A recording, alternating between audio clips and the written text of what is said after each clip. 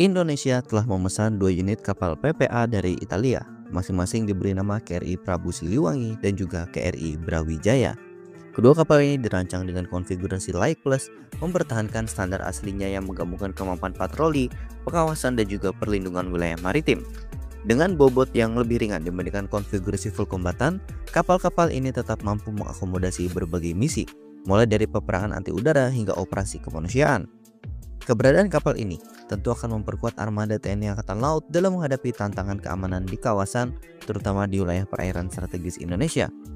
Namun, perkembangan foto terbaru yang beredar di media sosial memunculkan tanda tanya. Salah satu kapal, yakni KRI Prabu Siliwangi, terlihat tidak dilengkapi dengan meriam Sofra Ponte 76 mm yang biasanya ditempatkan di atas hangar helikopter menghadap buritan. Meriam anti-aircraft buatan Leonardo ini dikenal sebagai fitur ikonik kapal PPA yang mampu memberikan perlindungan tambahan terhadap ancaman udara.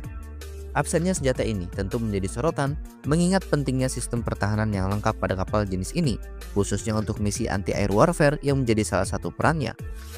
Sofra Ponte 76 mm merupakan senjata inovatif dengan keunggulan fleksibilitas pemasangan karena tidak membutuhkan penetrasi dek.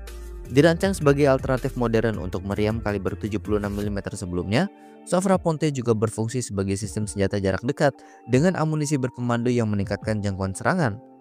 Dalam konfigurasi kapal PPA, meriam ini ditempatkan untuk melindungi sektor buritan dari ancaman udara ataupun rudal yang masuk.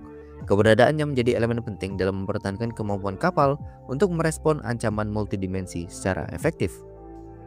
Ketiadaan meriam pada KRI Prabu Siliwangi menimbulkan berbagai spekulasi, salah satunya adalah kemungkinan kapal ini digunakan untuk tujuan pelatihan awak terlebih dahulu. Dalam skenario ini, KRI Prabu Siliwangi dapat difungsikan untuk pembelajaran operasional sebelum seluruh sistem persenjataan lengkap dipasang. Sementara itu, KRI Brawijaya yang dikabarkan sedang dalam tahap finishing konfigurasi kemungkinan akan hadir dalam kelengkapan penuh, termasuk meriam Sofra Ponte 76 mm. Kita lihat saja nanti. Sebagai kapal PPA yang dirancang untuk berbagai misi, konfigurasi lengkap dengan sistem persenjataan mutakhir adalah hal yang sangat penting. Absennya Sofra Ponte pada KRI Prabu Siliwangi tentu menjadi perhatian karena berpotensi mengurangi efektivitas kapal dalam menghadapi ancaman udara. Meski demikian, ini mungkin hanya sementara mengingat proses penyelesaian dan pengiriman kapal perang seringkali melibatkan modifikasi atau pemasangan sistem tambahan setelah kedatangannya di negara tujuan.